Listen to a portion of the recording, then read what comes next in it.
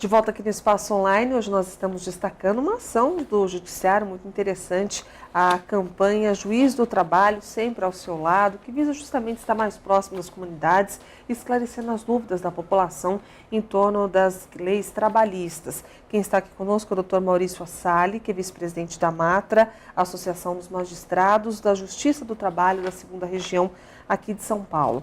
Doutora, é claro que as dúvidas são inúmeras, mas algumas mais frequentes, talvez, né? Pois não. Com relação às domésticas, né? Qual a diferença entre empregada doméstica e a diarista?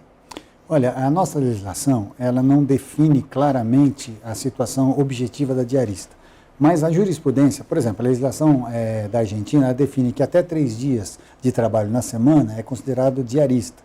Em sendo considerada diarista, ela não tem direitos trabalhistas como uma empregada doméstica. E acima de 3 dias é considerado empregado doméstico. Isso é a legislação argentina. No Brasil nós não temos essa situação objetiva. Mas os julgados, a jurisprudência, tem definido que 1 a 2 vezes por semana não é considerado empregada doméstica. É considerada uma trabalhadora autônoma. Então ela não teria nenhum tipo de direito trabalhista, como registro em carteira, férias, 13º. Acima de 3 vezes por semana é considerada empregada doméstica. Como é que as partes o que as partes devem fazer, doutor, para se resguardar contra futuras causas trabalhistas, principalmente no que diz respeito à quantidade de dias trabalhados ao longo da semana? Então, Luciana, aí me parece que a questão é bastante simples. Se a pessoa presta o serviço sem aquilo que a lei define como continuidade, ela é considerada uma trabalhadora autônoma, porque ela dispõe ela tem a disponibilidade de escolher o dia da semana que ela vai trabalhar em cada residência. Então, por exemplo, na segunda-feira ela vai fazer a famosa faxina na sua residência. Na terça ela faz a faxina na residência da sua mãe. Na quarta ela faz a faxina no morador do prédio vizinho e assim por diante. Ela acaba não se fixando exatamente num determinado dia da semana naquela pessoa. Mas deve haver algum tipo de formalização, doutor? Algum tipo de contrato, alguma coisa assim? Em relação à diarista, não. Em relação à empregada doméstica, sim. Nós temos que preservar a dignidade do trabalhador. Em sendo considerado empregada doméstica, obviamente que ela tem que ter todos os direitos trabalhistas, a começar pelo registro em carteira. Tá? Por que é importante o registro em carteira? Não só para a empregada doméstica, como para os trabalhadores em geral. Na realidade, a carteira de trabalho é o grande documento que o trabalhador tem e que vai vincular toda a sua vida profissional. Lá vão estar anotados os períodos de férias, os períodos de afastamento, os períodos de doença profissional, se eventualmente houve um acidente de trabalho, a questão da evolução salarial e a dignidade do trabalhador passa por ter o trabalho formal, ter a carteira assinada. Com a carteira assinada, o contrato de trabalho registrado na carteira, ele tem toda a garantia do direito previdenciário, que é muito importante. Ele conta tempo para aposentadoria, ele pode obter qualquer tipo de benefício, como auxílio-doença, auxílio acidentário, e aquele que não tem a carteira anotada, que trabalha na informalidade, ele não consegue se valer da Previdência Social. Agora, doutor, no caso desse trabalhador doméstico com carteira assinada, ele tem direito a pagamento de hora extras, FGTS, descanso no feriado? Então, vamos deixar clara essa questão. O trabalho doméstico é entendido pelos doutrinadores e pelo próprio legislador como um trabalho diferenciado do trabalho urbano comum.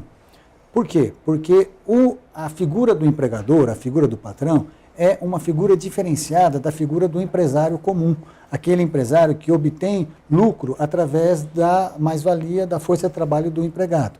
Normalmente, a situação do empregado doméstico, ele presta serviços com a absoluta dignidade, obviamente, mas o seu empregador não tem finalidade lucrativa com o trabalho daquele empregado doméstico. E pelo fato do empregador não ter a finalidade lucrativa com o trabalho daquele empregado doméstico, alguns direitos comparados com os direitos do trabalhador comum, eles são preteridos, como, por exemplo, a questão do horário. Tá? É comum na jurisprudência dos nossos tribunais que o empregado doméstico não tenha direito às horas extras, não tem direito ao adicional noturno. Mas vamos começar pelos direitos. Ele tem direito à carteira assinada, ele tem direito a salário mínimo, tá? Ele tem direito a férias anuais remuneradas de 30 dias com 1/3, ele tem direito ao 13º salário no valor de uma remuneração anual, ele tem direito à licença maternidade, ele tem direito, é um direito recente agora, uma lei nova, que deu direito à estabilidade à gestante doméstica, coisa que ela não tinha no passado, agora ela tem. Isso para quem tem carteira assinada. Para quem tem carteira assinada, tá? Para quem efetivamente é empregado doméstico com carteira assinada, tá? E basicamente são esses os direitos que o empregado doméstico tem. No caso da diarista que fica grávida, por exemplo, ela tem algum direito nessa relação patrão-empregado ou não, doutor? Em sendo caracterizada como diarista, ou seja, como trabalhadora autônoma, a relação passa a ser uma relação de direito civil, uma prestação de serviços de direito civil, como um trabalhador autônomo. Em sendo um trabalho de direito civil, ela não tem nenhum direito trabalhista. Existe um movimento, Luciana, muito forte da magistratura e de alguns pensadores, em razão do princípio da dignidade do ser humano, em igualar todos os direitos do trabalhador urbano para o empregado doméstico. É um assunto absolutamente polêmico. Eu, particularmente, até defendo essa possibilidade, mas há uma voz forte dizendo que, em razão da diferença do empregador, do patrão doméstico para o empregador de uma empresa comercial, de uma fábrica, de uma rádio, uma televisão, que visa o lucro econômico, as situações têm que ser tratadas de forma diferenciada. Doutor, já que nós falamos das gestantes, claro que as gestantes têm estabilidade no emprego até o retorno da licença maternidade, mas existe alguma situação em que ela pode ser dispensada antes do parto? Não, na realidade ela tem direito, previsto na Constituição, desde a confirmação da gravidez até 5 meses após o parto. Tá? Então, esse é um direito garantido. Nesse período, ela tem toda a estabilidade, porque o que a lei preserva, na realidade, não é só o direito da trabalhadora, mas principalmente o direito da criança. Tá? Da criança ter o acesso à mãe com tranquilidade. Se a mãe sofre aquela pressão de ser dispensada, ela não tem como cuidar do seu filho. E um dos direitos também que a cidadania não conhece, que o cidadão não conhece, que está previsto na CLT, ela tem intervalos para amamentação, tá? Previstos em lei. Após a licença. Após a licença. Não, durante os 6 primeiros meses de vida da criança. Durante os 6 primeiros de vida da criança, ela tem direito a 2 intervalos de 30 minutos para amamentação. Caso contrário, ela pode sair um pouco mais cedo ou chegar um pouco mais tarde. Na realidade, o que o legislador previu não é sair mais cedo ou chegar mais tarde, é que houvesse essa possibilidade de fazer a amamentação. Num centro urbano como São Paulo, isso efetivamente essa lei acaba tornando-se letra morta, porque fica muito difícil ela sair do seu local de trabalho e ir até a sua residência. Agora, se houver a possibilidade de ter uma creche próxima, nos polos industriais tem lá creche, a própria, só para dar um exemplo, a própria Justiça do Trabalho, nós temos ali no Fórum Rui Barbosa uma creche que fica exatamente ao lado do prédio para que essas gestantes possam amamentar suas crianças. Nosso tempo já está se encerrando, doutor, mas uma dúvida comum com relação ao horário do almoço. Esse empregador, ele pode impedir o empregado de se ausentar da empresa durante o horário de almoço? Em hipótese alguma. Tá? Um dos direitos básicos, inclusive que tem a ver com a saúde do trabalhador, não só a saúde física, como a saúde mental, a saúde psicológica, é a garantia da jornada de trabalho. A Constituição, como regra geral, prevê o trabalho, a jornada mínima de 8 horas diárias e 44 horas semanais, com 1 hora de intervalo para horários de trabalho superiores a 6 horas.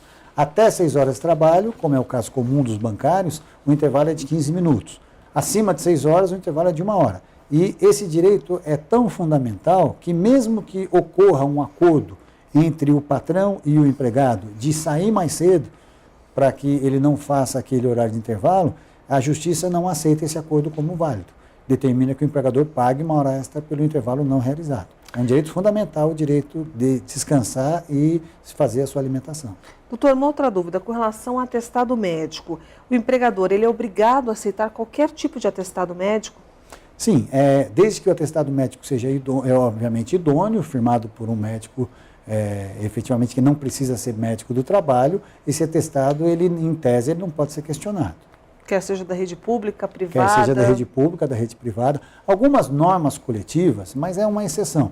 Elas prevêem que, havendo um médico do trabalho na empresa, esse atestado tem que ser fornecido pelo médico do trabalho da empresa. Mas isso também é questionado na Justiça. Doutor, uma última dúvida antes de nós encerrarmos, com relação às verbas decorrentes do término do trabalho. Existe um prazo para o pagamento dessas verbas? Existe. O artigo 477 da CLT prevê o prazo máximo de 10 dias para efetuar o pagamento.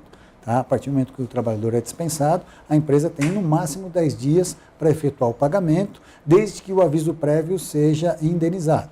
Se o aviso prévio foi cumprido, aqueles 30 dias em tese, agora até houve uma ampliação aí do período de aviso prévio, mas aqueles famosos 30 dias do aviso prévio, se eles forem trabalhados, a empresa tem que pagar no primeiro dia útil seguinte ao término desses 30 dias. Doutor, infelizmente o nosso tempo já se encerrou, mas quem quiser maiores informações sobre essas dúvidas tão comuns da população, pode consultar aqueles 2 sites que nós destacamos. Perfeito, pode consultar e é importante destacar aqui, agradecer o espaço dado às associações e eu gostaria de destacar que o juiz do trabalho está ao lado do cidadão. Tá? O cidadão tem que ter essa referência de que a justiça do trabalho ela está ao lado do cidadão. Seja ele trabalhador, seja ele patrão, empregador, nós estamos a serviço da comunidade.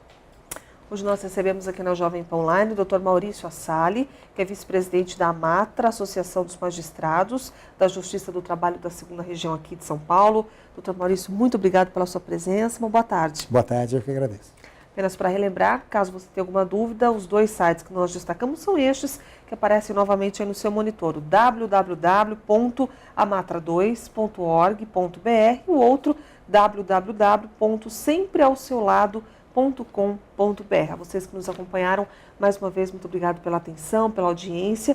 Continue conosco e até o nosso próximo programa.